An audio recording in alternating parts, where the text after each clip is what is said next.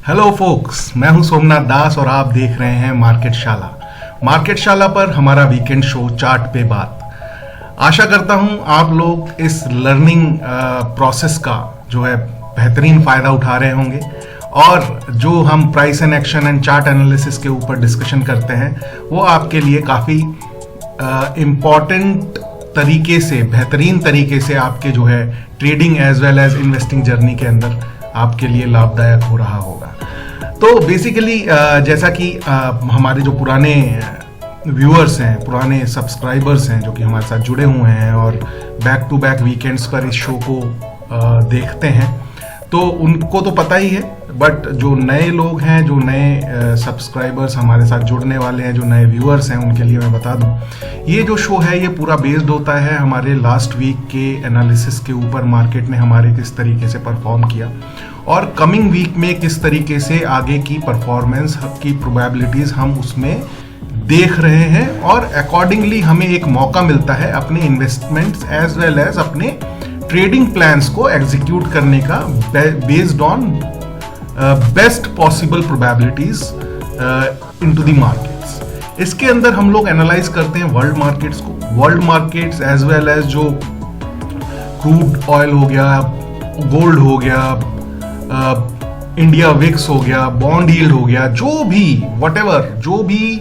Markets या जो भी एस्पेक्ट्स जो है हमारे इंडियन स्टॉक मार्केट्स और उसके इन्वेस्टमेंट्स को प्रभावित करते हैं, उसको हम यहाँ पे डिस्कस करते हैं, जिससे कि हमें एक ओवरऑल आइडिया लगे कि अगले हफ्ते मार्केट किस तरीके से हमें जो है इंडिकेशन दे रहा है आगे बढ़ने के लिए, तो जिससे कोई एक सडन सरप्राइज एलिमेंट हमारे सामने ना आ जाए। तो ये बेसिकली जो शो है ये इन्वेस्टर्स एज वेल एज जो एक्टिव ट्रेडर्स हैं, दोनों के लिए ही एक बहुत ही बेहतरीन तरीके से लाया जाता है मार्केटशाला की तरफ से।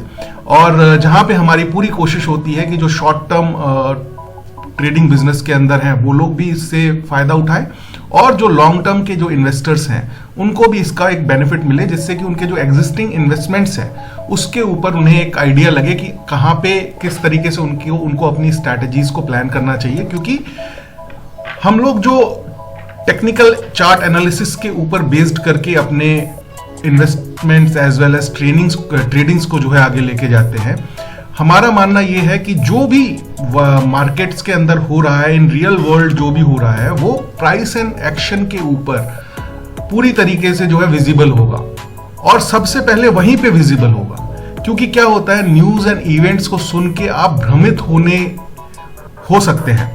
समटाइम्स वो न्यूज की ऑथेंटिसिटी कितनी है, कितनी वो न्यूज ऑथेंटिक है, वो इवेंट जो है कितना ऑथेंटिक है, उसका एनालिसिस किस तरीके से जो है आपका कितना एक्यूरेसी के साथ आपके लिए काम कर सकता है, ये सब बड़े ही अनडिसाइसिव काइंड ऑफ या फिर जब पूरे कॉन्फिडेंस के साथ इस पे कंक्लूजन पे आना थोड़ा सा डिफिकल्ट रहता है। लेकिन जो भी खराब न्यूज, अच्छी news, mediocre news, neutral atmosphere in the markets, जो भी है वो सब जो एक जगह पे, जहां पे कि कहते हैं दर्पण झूठ नहीं बोलता, मतलब शीशे के सामने अगर आप आ जाएंगे तो आपका असली चेहरा, जो आपका फिजिकल फेस जो है, असली चेहरा इन द सेंस ये नहीं कि अंदर आप उसको थोड़ा सा डिफरेंट वे में, फिलोसॉफिकल वे में नहीं कह रहा हूँ, मतलब जो भी आप जैसा दिखते हैं उसको आप जो है अगर आप शीशे के सामने, तो एग्जैक्टली वही दिखाई देगा, किसी और को उस चीज को डिस्क्राइब करने की जरूरत नहीं है। सिमिलरली जो है price and action and technical chart analysis,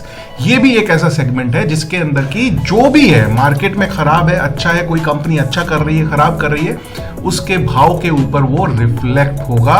उसे रिफ्लेक्ट होने से कोई नहीं बचा सकता और वो वेल इन एडवांस आपके सामने वो रिफ्लेक्ट होना शुरू हो जाता है। कई बार आपको ये एक्सपीरियंसेस होंगे कि मार्केट में न्यूज जो है बाद में आ रही है और वो प्राइस एंड एक्शन पहले से उस न्यूज को कंसीडर कर चुका है, उस चीज को इनकॉर्पोरेट कर चुका है अपने भाव के अंदर, राइट। तो ये एक ऐसा सब्जेक्ट है जो कि अनबायस्ड है and since last so many years I am practising it and इसमें यही एक ऐसा जो है स्टॉक मार्केट्स का, इन्वेस्टमेंट मार्केट का एक ऐसा जरिया मुझे नजर आया, जहां पे कि अगर आप पूरी तरीके से जो है फोकस्ड हैं अपने चार्ट्स के ऊपर, प्राइस एंड एक्शन के ऊपर, तो आपको जो है किसी भी तरीके के कियोस से, किसी भी तरीके के जो है मार्केट के न्यूज, ब्लफ्स, कुछ भी, उससे आपको कोई फर्क नहीं पड़ना चाहिए। चाहे वो टीवी पे कोई भी ब्रेकिंग न्यूज आ रही हो, चाहे कोई भी कितना ही बड़ा फंडामेंटल एनालिस्ट कुछ भी बता रहा हो, वो सब कुछ एंड ऑफ द डे नहीं, मैं कहूंगा beginning of the day, start of the day आपके जो है मार्केट के प्राइस एंड एक्शन में रिफ्लेक्ट हो जाएगा। एंड समटाइम्स जो बताने वाले लोग हैं, वो जो न्यूज ब्रेक करते हैं, वो शायद लास्ट बाद में आए, लेकिन आपके भाव के ऊपर, आपके जिस भी इन्वेस्टमेंट सेगमेंट में आपका जो है इन्वेस्टमेंट है, उसके ऊपर वो वेल इन एडवांस पहले से रिफ्लेक्ट होना शुरू हो जाएगा। और अकॉर्डिंगली आप जो है उस पर एक्शन लेंगे तो आपको लगेगा, आप खुद एक्सपीरियंस करेंगे कि आप जो है एक कदम आगे रह के मार्केट के साथ डील कर रहे हैं, राइट। एंड इसका दूसरा समझने का तरीका ये भी है, we go with the flow of market, not against the market, right. Market के फ्लो के साथ जाने के लिए technical chart analysis, price and action analysis को इनकॉर्पोरेट करना अपने स्टाइल ऑफ इन्वेस्टमेंट में, अपने स्टाइल ऑफ ट्रेडिंग में, it is, I believe, is the most important thing, right. इसीलिए उसी वजह से कहते हैं लोग भाव भगवान छे। क्यों कहते हैं? वो बेसिकली ये प्राइस एंड एक्शन और ये चार्ट एनालिसिस यहीं से निकल के आई हुई चीज है। चलिए, without taking much of time, let's start, जहां पे कि हम देखेंगे कि हमारे वर्ल्ड वाइड मार्केट ने किस तरीके से जो है इस हफ्ते में काम किया और आगे उसके क्या प्रोबेबिलिटीज बन रही हैं, और world wide market and other aspects जो हम लोग यहाँ पे डिस्कस करेंगे, उनके इम्पैक्ट जो है हमारे coming week Indian stock markets पर किस तरीके से आएंगे। और at the end, like every week, we will discuss trade idea of the week for the coming week. I hope last week का जो trade idea bank of Baroda, आप लोगों ने उसको एंजॉय किया होगा। Thank you so much.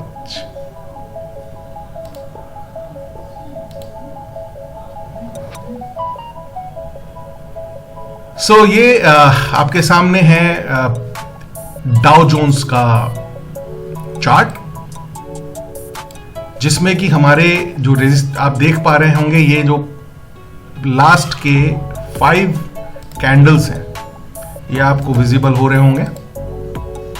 US market ने यहां से लेकर के यहां तक किस तरीके से पहले 2-3 दिन थोड़ा सा वीकनेस दिखाया, और फिर जो है लास्ट 2 दिन अच्छा बैक टू बैक जो है इसने 2 बुलिश कैंडल्स दे करके ट्रेंड को फिर स्ट्रेंथन कर दिया है।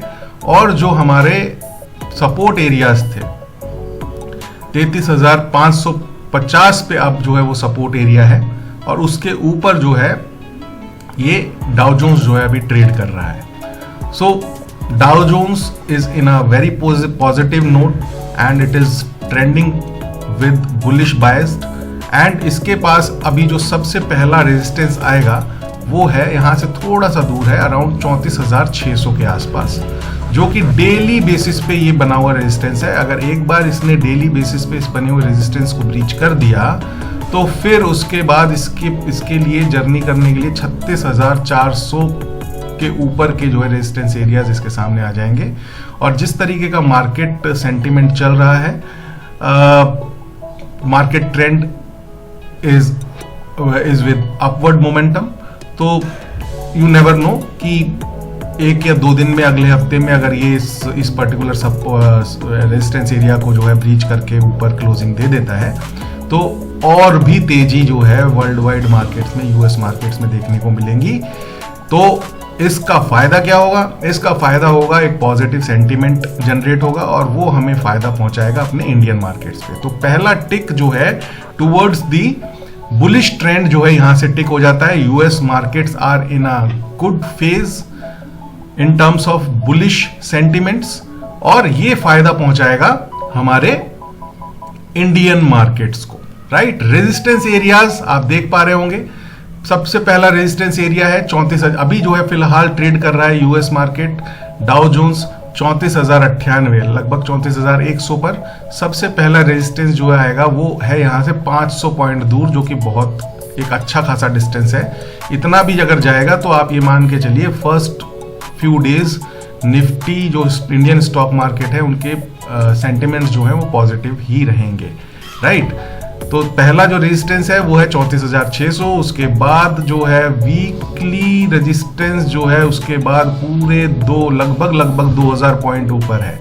तो मार्केट में अपवर्ड साइड में बहुत ही प्रोबेबिलिटीज, साउंड प्रोबेबिलिटीज जो है हमको दिखाई दे रही हैं, राइट। अब देख लेते हैं कि बॉन्ड यील्ड क्या कह रहा है। लास्ट वीक में हमने ये बॉन्ड यील्ड का चार्ट आपको आपके सामने दिखाई दे रहा होगा। आखिरी हफ्ते में हमने जो है फिर दोबारा ये 5 कैंडल 1 2 3 4 और ये 5, यहाँ से देखिए यहाँ पे थे हम लोग पिछले हफ्ते में, वहां से बॉन्ड यील्ड ने गिरना शुरू किया, फिर 2 दिन जो है ये बढ़ा, लेकिन वहां से फिर ये मूविंग एवरेज ने इसके ऊपर प्रेशर डाला है, क्योंकि बॉन्ड यील्ड यूएस के अंदर ट्रेड भी होता है, मैं आपको बता दूं माय डियर फ्रेंड्स, राइट। तो वहां से फिर जो है बॉन्ड यील्ड में गिरावट दिखाई दी है।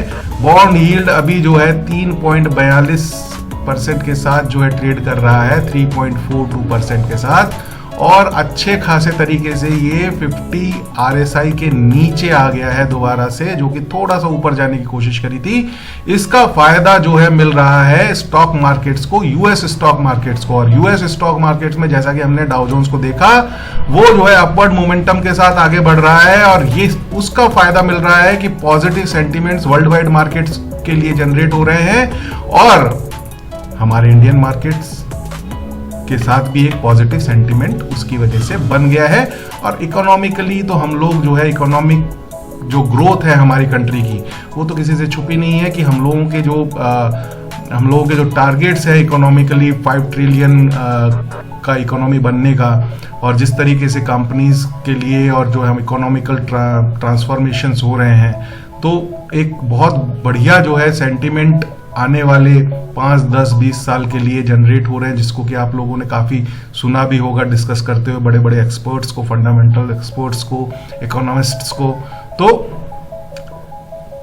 2 तरीके से जो है फिर वो सेंटिमेंट पॉजिटिव हो जाता है हमारे इंडियन मार्केट्स के लिए, कि वर्ल्ड वाइड मार्केट भी जो है पॉजिटिव साइड में जा रहे हैं, बढ़ रहे हैं, बॉन्ड यील्ड्स जो है घट रही हैं, यूएस मार्केट्स बढ़ रहे हैं, तो ये पॉजिटिव, एज वेल एज हमारी इंडियन इकोनॉमी के साथ हमारे जो फ्यूचर एस्पेक्ट्स हैं वो भी काफ़ी पॉजिटिव हैं, जिनको कि हम एक्सपेक्ट कर रहे हैं कि हमारी इकोनॉमी, इंडियन इकोनॉमी जो है बहुत अच्छा करेगी, बहुत अच्छे से ग्रो करेगी, और हम लोग इमर्जिंग मार्केट्स के अंदर जो है एक तरीके से फ्लरिश करेंगे towards the growth, towards the getting the target of 5 trillion economy soon, right?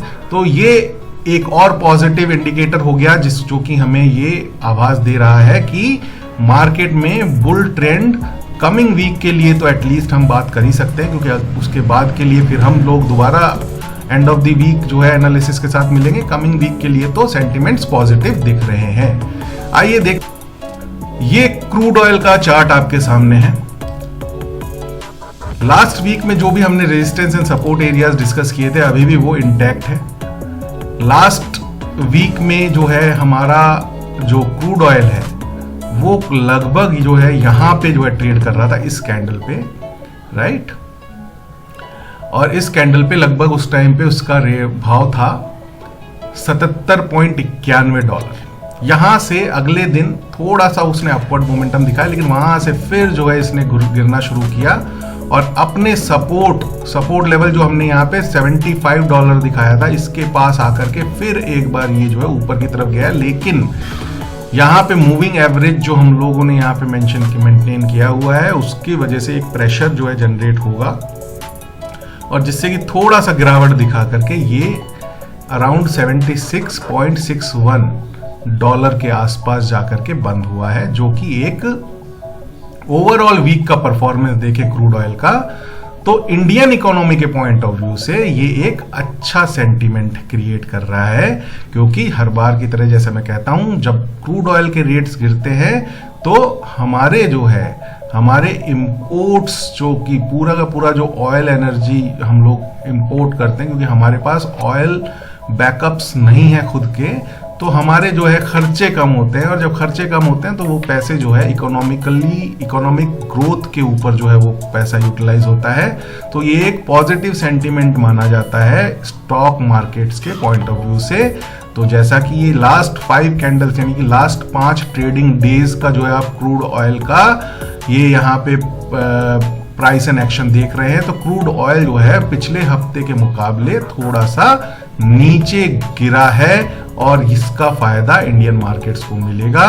हालांकि सपोर्ट लेवल जो 75 के हमने यहाँ मेंशन किए थे वहां से थोड़ा सा इसको अपवर्ड मोमेंटम मिला है, बट डरने की बात इसलिए नहीं है क्योंकि ये अभी जब आप ये डायरेक्शन देख रहे हैं ये जो है डाउनवर्ड मोमेंटम की तरफ ही बना हुआ है अभी भी। एट द सेम टाइम ये अभी ऊपर जो है ये moving average as well as नीचे सपोर्ट हो सकता है, इसी के आसपास ट्रेड करता रहे अगले हफ्ते, तो भी ये एक जो है न्यूट्रल सेंटीमेंट जो क्रिएट करेगा वो जो है इंडियन स्टॉक मार्केट्स के लिए अच्छा होगा। और अगर यहाँ से गिरता है ये 75 का सपोर्ट ब्रीच करके तो फिर तो सोने पे सुहागा।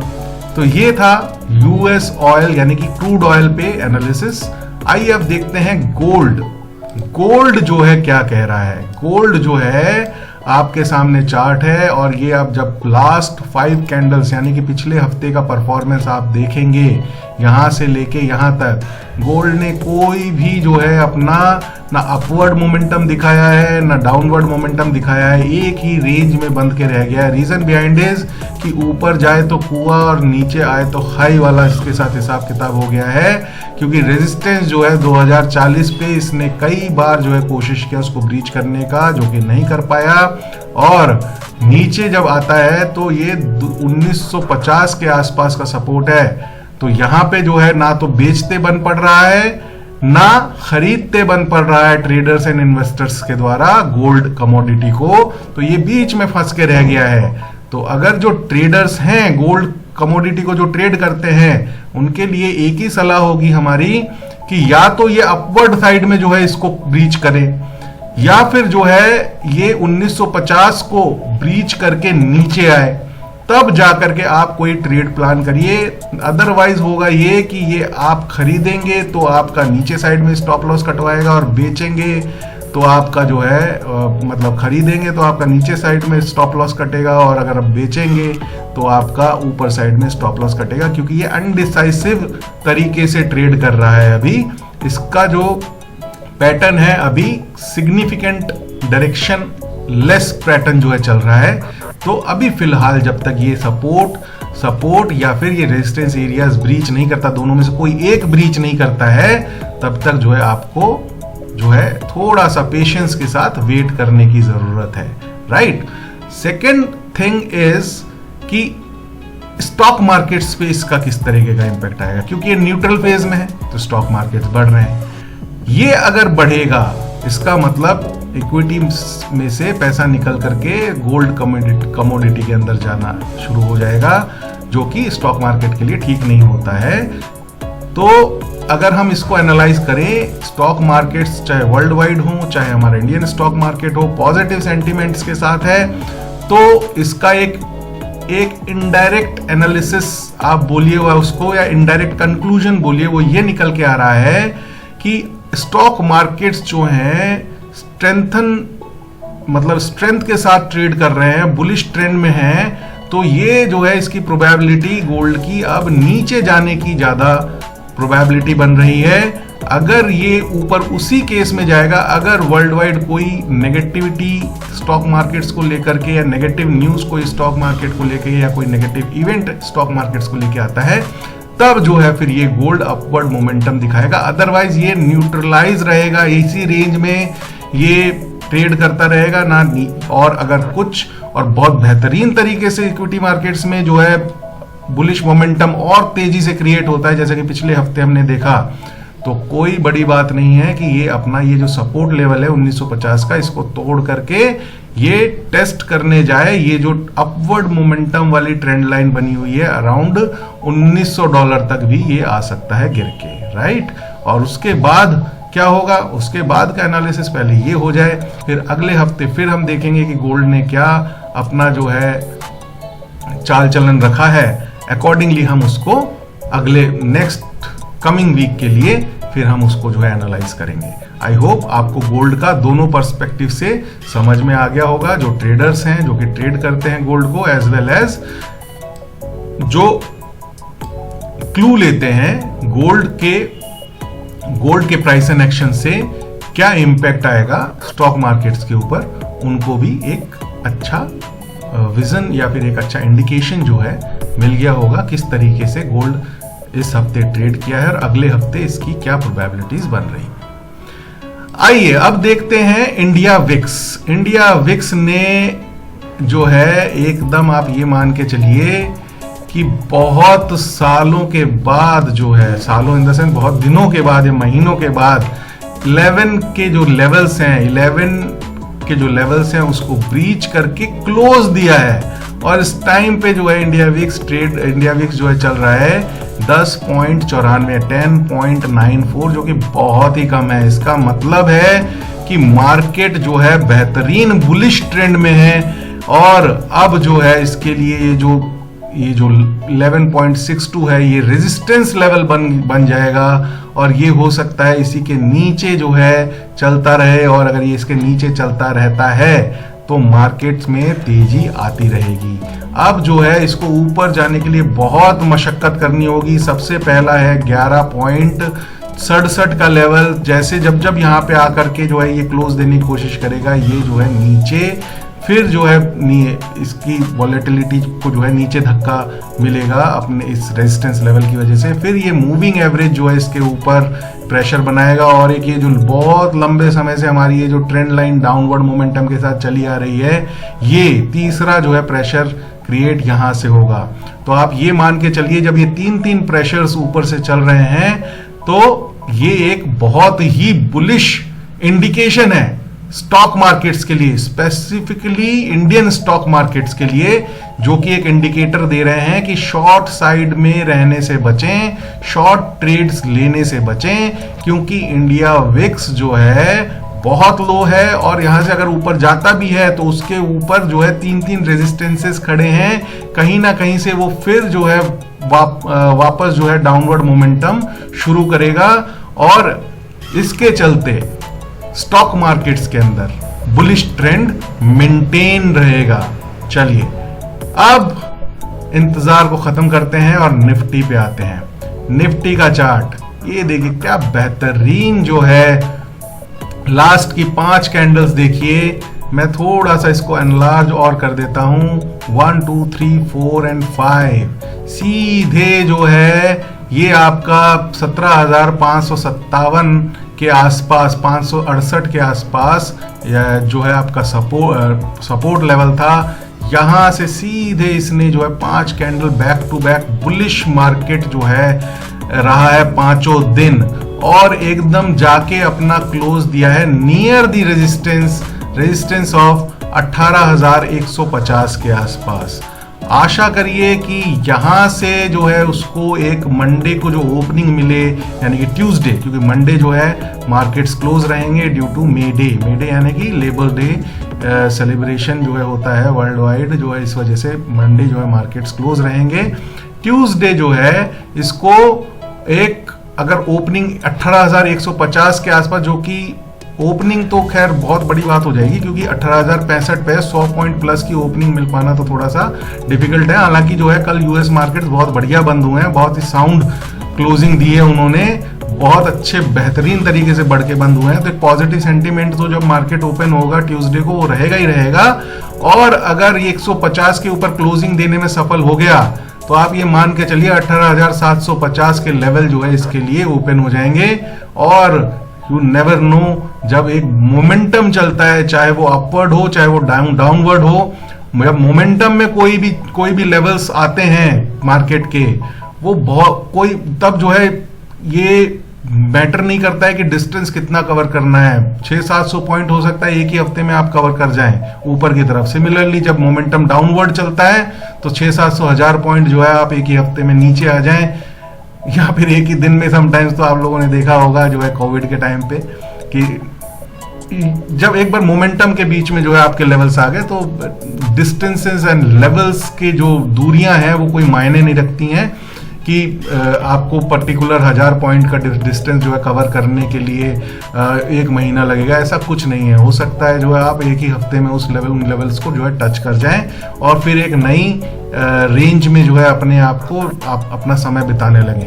तो कहने का मतलब ये है कि अगर ये 18,150 के ऊपर डेली क्लोज मिलता है तो 18,750 के लेवल्स ओपन हो जाएंगे और पहला जो सपोर्ट है वो सपोर्ट है 17,550 जो कि काफी दूर है। उससे पहले इसको एक टग ऑफ वॉर जो है करना पड़ेगा इस पर्टिकुलर मूविंग एवरेज के साथ भी, जो कि अराउंड 17,650 के आसपास यानी कि 100 पॉइंट ऊपर खड़ा है।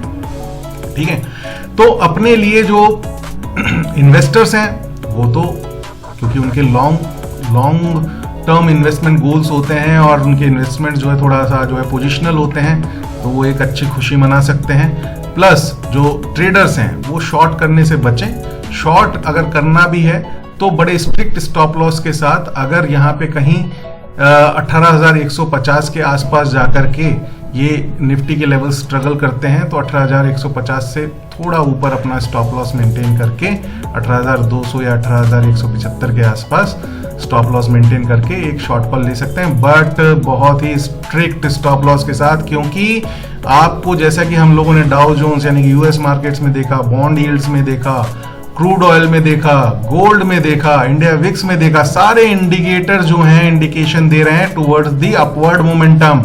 अगर आपने अपने स्टॉप लॉस को स्ट्रिक्टली फॉलो नहीं किया तो आप ट्रैप हो सकते हैं। तो बेहतर ये है अपने लिए जो ट्रेड्स ढूंढें वो लॉन्ग साइड में ढूंढें, क्योंकि मोमेंटम जो है वो लॉन्ग साइड पे है। रेजिस्टेंस सपोर्ट एरियाज आपको सब समझ में आ गए होंगे। आइए अब देखते हैं, without wasting much of time, आपका इंतजार जो है हम खत्म करते हैं trade idea of the week. आशा करता हूं हमारे ट्रेड आइडियाज आपको बहुत अच्छे तरीके से प्रॉफिटेबल रख रहे होंगे। पिछले हफ्ते का बैंक ऑफ बड़ौदा डेफिनेटली आपको याद होगा किस तरीके से जो है उसने परफॉर्म किया। और इस हफ्ते का ट्रेड आइडिया है वो है अपोलो हॉस्पिटल। अपोलो हॉस्पिटल एक बहुत ही बेहतरीन कंपनी है और ये देखिए यहाँ पे सब कुछ रेडीमेड मैंने आपके लिए लिख दिया है। By at CMP current market price. इसको डिस्कस करने से पहले एक बार फिर मैं बोल दूं, ये मेरा ट्रेड है। I am sharing it with the educational purpose only so that you can understand charts पे किस तरीके से एनालिसिस करके कोई ट्रेड को प्लान करके एग्जीक्यूट किया जा सकता है।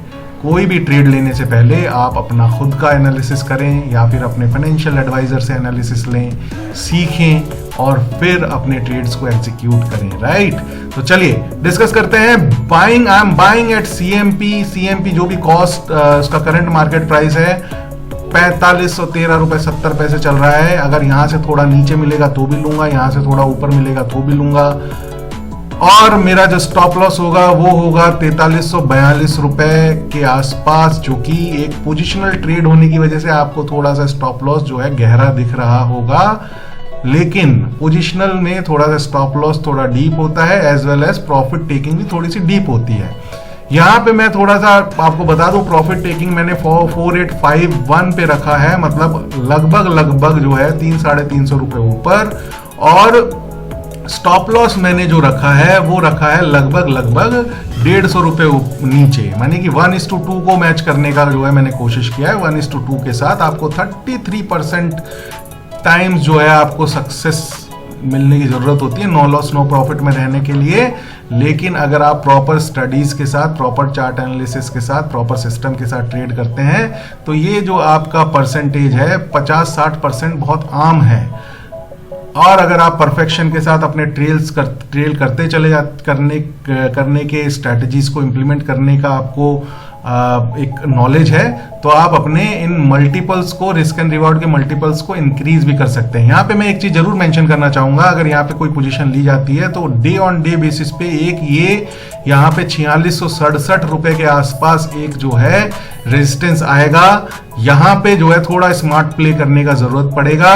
अगर वो स्मार्ट प्ले नहीं करना आता है और आपको कहीं लग रहा है कि जो है नहीं, ये जो है यहाँ से जो है रिटर्न मूवमेंट जो है दे देगा, वापसी कर लेगा, तो आपको एक ये जो है इसके साथ रिस्क है अराउंड 4670 के आसपास।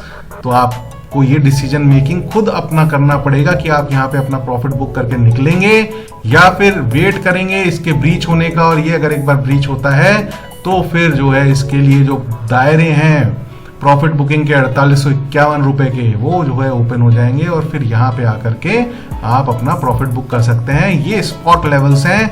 अगर आप फ्यूचर के अंदर इसको ट्रेड करते हैं तो अकॉर्डिंगली आपको उस इन प्राइसेस को वहाँ के लेवल्स के साथ मैच कराना पड़ेगा।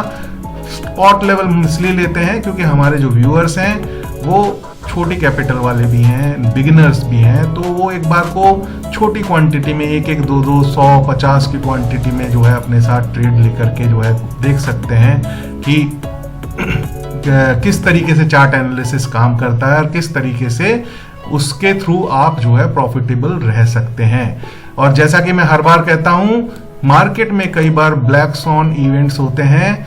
वो कैसे पता चलेंगे? ये जो आपका मूविंग एवरेज है, ये मूविंग एवरेज अभी खड़ा है अराउंड 4367 के आसपास। अगर कहीं मंडे को मार्केट जो है 4367 से नीचे की ओपनिंग देता है, इसका मतलब आप सीधे समझ जाइए कि कंपनी के साथ कोई ना कोई बैड न्यूज आई है और जिसके चलते जो है इसने इतना गिर के जो है अपना ओपनिंग दिया है। और इस वजह से इस ट्रेड आइडिया को आपको अवॉइड करना चाहिए और ये 100 में एक बार होता है। ठीक है, तो इस वजह से ब्लैक स्वॉन इवेंट्स को न्यूज सुन के ही जो है पता नहीं किया जा सकता। आपके प्राइस एंड एक्शन पे हर जो है न्यूज, हर इवेंट जो है खुद अपने आप जो है एग्जीक्यूट होगा, अपने आप विजिबल होगा। आपको कोई भी न्यूज, कोई भी जो है मतलब किसी भी तरीके की एनालिसिस मतलब एनालिसिस इन द सेंस कि किसी भी तरीके का न्यूज या किसी भी तरीके का ऐसा न्यूज जिसका कि वैलिडेशन ना हो, उसको सुनने की जरूरत नहीं है। रीजन बिहाइंड इज कि सब कुछ जो है आपके चार्ट के ऊपर विजिबल है, राइट। चलिए, आशा करता हूं आपको ये आज का शो चार्ट पे बात पसंद आया होगा। हमारा जो मोटिव है इसके पीछे वो समझ में आया होगा। हमारा मोटिव सिर्फ ये है कि हम आपको एक लर्निंग दें, हम आपको समझाएं कि किस तरीके से टेक्निकल चार्ट एनालिसिस होता है, why it is so simple. इसमें कोई जो है रॉकेट साइंस लगाने की जरूरत नहीं है। आपको खाली ये समझने की जरूरत होती है कहाँ पे डिमांड बन रही है, कहाँ पे सप्लाई बन रही है। जहाँ पे डिमांड बन रही है वहाँ पे आप एंट्री लेंगे, जहाँ पे सप्लाई बन रही है वहाँ पे आप एग्जिट लेंगे लॉन्ग ट्रेड्स के हिसाब से। अगर आप जो है एक एक्टिव फुल टाइम बिजनेसमैन है, ट्रेडर है, फुल टाइम ट्रेडर है, तो आप सिमिलरली जहाँ सप्लाई बन रही है वहाँ पे आप शॉर्ट करेंगे और जहाँ पे डिमांड एरियाज आ रहे हैं वहाँ पे आप उसको कवर कर लेंगे। इसमें कोई रॉकेट साइंस नहीं है, बहुत ज्यादा इंडिकेटर्स का इस्तेमाल आपको नहीं करना है। आपको बहुत ही सिंपल तरीके से जो है अपने थॉट प्रोसेस को अपने जो है ट्रेडिंग सिस्टम के अंदर इंप्लीमेंट करके अपने ट्रेड्स को एग्जीक्यूट करना है। बचें, जितना ज्यादा से ज्यादा जो है ये इंडिकेटर्स को आप अपने चार्ट के ऊपर लाएंगे उतना ज्यादा कंफ्यूजन बनेगा। अपने इंडिकेटर्स खुद बने। रीजन बिहाइंड इसकी जो रेडीमेड इंडिकेटर्स हैं वो सबके पास हैं और आपको ट्रेडिंग बिजनेस में सक्सेसफुल रहने के लिए एक यूनिक स्ट्रैटेजी डेवलप करना सबसे ज्यादा जरूरी है। और यूनिक तभी आप हो पाएंगे जब आपकी खींची हुई ये लाइनें आपकी खुद की होंगी, ना कि कोई और मूविंग एवरेज या कोई और जो है इंडिकेटर या कोई और 5-10 तरीके के इंडिकेटर्स जो है मिल करके आपको ये बताएं कि जो है अब ऐसा करने से आप प्रॉफिटेबल रह सकते हैं। तो वो चीज है जो कि सब देख पा रहे हैं। तो यूनिकनेस नहीं क्रिएट हो पाएगी। अगर यूनिकनेस नहीं क्रिएट हो पाएगी आपके ट्रेडिंग स्टाइल में, तो होगा ये कि जो आप कर रहे होंगे वो बाकी सब भी कर रहे होंगे, और जब बाकी सब कर रहे होंगे तो आपके ट्रेडिंग सिस्टम में एज नहीं आएगा। और एज अगर नहीं आया तो आपकी ट्रेडिंग जो है एक आध बार आपको प्रॉफिट तो दे सकती है, लेकिन आपको कंटिन्यूअस आप प्रॉफिटेबल नहीं रख पाएगी। इस वजह से हम लोग हमेशा कहते हैं you need to follow your system with extreme discipline as well as आपको जो है अपने सिस्टम के ऊपर इतना कॉन्फिडेंस होना चाहिए कि आप एक दो बार अगर आपके स्टॉप लॉस हिट हों तो आपको जो है उसमें ये सोचने की जरूरत नहीं, उस पर डाउट करने की जरूरत नहीं। आप डे ऑन डे बेसिस पे, आप वीक ऑन वीक बेसिस पे अपने ही बनाए हुए सिस्टम के ऊपर, अपने ही बनाए हुए तरीके के ऊपर उस पे जो फेलियर्स भी आपको मिलते हैं वो एक लर्निंग है, उसको जो है समझते हुए आप उसमें चेंजेस करते चले जाइए, छोटे छोटे चेंजेस, और वो एक दिन आप देखिएगा आपका एक ऐसा सिस्टम बना देंगे जो कि यूनिक होगा और वो सिर्फ आपके हिसाब से काम करेगा, ना कि औरों के हिसाब से काम करेगा। तो जो आप जब वो यूनिकनेस आपकी एक क्रिएट होगी ट्रेडिंग सिस्टम के अंदर, तो होगा ये कि जो आपकी एंट्रीज एंड आपके जो एग्जिट्स हैं वो भी यूनिक होंगे। तो वही यूनिकनेस आपको जो है अपने सिस्टम, ट्रेडिंग सिस्टम के ऊपर लेके आनी है, डेवलप करनी है। तो उसके लिए जरूरी ये है जो रेडीमेड इंडिकेटर्स हैं वो कम से कम यूज करें। सिंपल इंडिकेटर्स, RSI जो कि आपके मार्केट की स्ट्रेंथ आपको दिखा दे, एक कोई मूविंग एवरेज अपने हिसाब से डिसाइड करें, उसमें भी यूनिकनेस होती है कि आप अपने लिए कौन सा मूविंग एवरेज जो है अपने लिए डिसाइड करते हैं। और जो आपके लिए मूविंग एवरेज हो सकता है किसी के पास 50, 200, 20, इन दिनों का जो मूविंग एवरेज बहुत ही कॉमन होता है। और हो सकता है आप अपने लिए कोई 39 डेज का मूविंग एवरेज जो है यूज कर रहे हैं और वो आपके लिए काम कर रहा हो, तो उसमें भी मूविंग एवरेज में भी यूनिकनेस आप ला करके ला सकते हैं अपने एक्सपीरियंस के साथ। तो सिमिलरली जितना ज्यादा यूनिकनेस आपके ट्रेडिंग सिस्टम में होगा और जितना ज्यादा डिसिप्लिन आप होंगे, जितना ज्यादा पेशेंस के साथ आप अपने ट्रेडिंग बिजनेस को रन करेंगे, उतना ही फायदे में आप रहेंगे अपने ट्रेडिंग बिजनेस के साथ। आशा करता हूं मैं आपके थॉट प्रोसेस को कनेक्ट कर पाया हूंगा अपने थॉट प्रोसेस के साथ, और आप ऐसे ही मार्केट शाला के साथ जुड़े रहेंगे और सीखते रहेंगे। Thank you so much. Stay connected with Market Shala, and as I always say, think, trade and invest. Learn, trade and invest, and then do trade and invest. Right? Thank you so much for your valuable time. Bye bye. See you again next week, same time at the same place with Market Shala. Bye bye.